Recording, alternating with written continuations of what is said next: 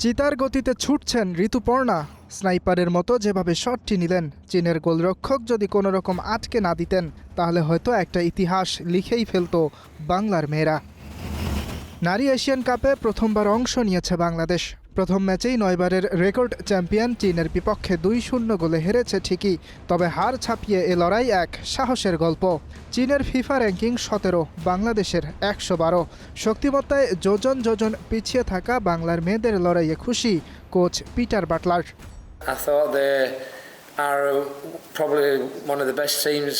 তারা এশিয়ার অন্যতম সেরা দল।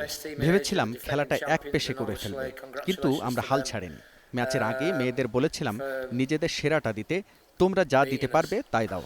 মেয়েরা দেশের নাম উজ্জ্বল করেছে, জার্সির মান রেখেছে। এর মাধ্যমে বোঝা যায় আমরা কতটা এগিয়েছি। অভিজ্ঞ গোলরক্ষক রূপনা চাকমার বদলে তরুণ মিলি আক্তারকে খেলান বাটলার। সুযোগ পেয়ে সমর্থনের প্রমাণ দিয়েছেন মিলি। মিলি আজ দুর্দান্ত ছিল। আমি পরিবর্তন আনতে চেয়েছিলাম। এ ধরনের সিদ্ধান্ত নিতে আমি ভয় পাই না। আমি খুশি যে আমরা অপমান হইনি। বাংলাদেশ শুধু রক্ষণে নয়, আক্রমণেও দারুণ করেছে। যখনই সুযোগ পেয়েছে কাঁপন ধরিয়েছে চীনের। আমি শুধু একটি নির্দিষ্ট জোনে রক্ষণ সামলানোর মতো কোচ নই। আমরা উঁচু মানের ফুটবল খেলেছি এবং গত 2-2.5 বছরে আমাদের উন্নতি হয়েছে। বাংলাদেশের খেলার প্রশংসা করেছেন চীনের কোচ আন্তে মিলিসিস।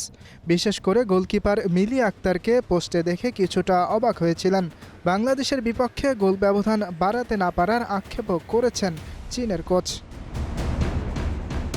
ম্যাচ শেষে নারী ফুটবল দলের সঙ্গে দেখা করেছেন বাফুফে সভাপতি তাবিদ আউয়াল। বাংলাদেশের পরবর্তী ম্যাচ 6 মার্চ উত্তর কোরিয়ার বিপক্ষে। ইয়াসির আরাফাত সবুজ, স্টার নিউজ।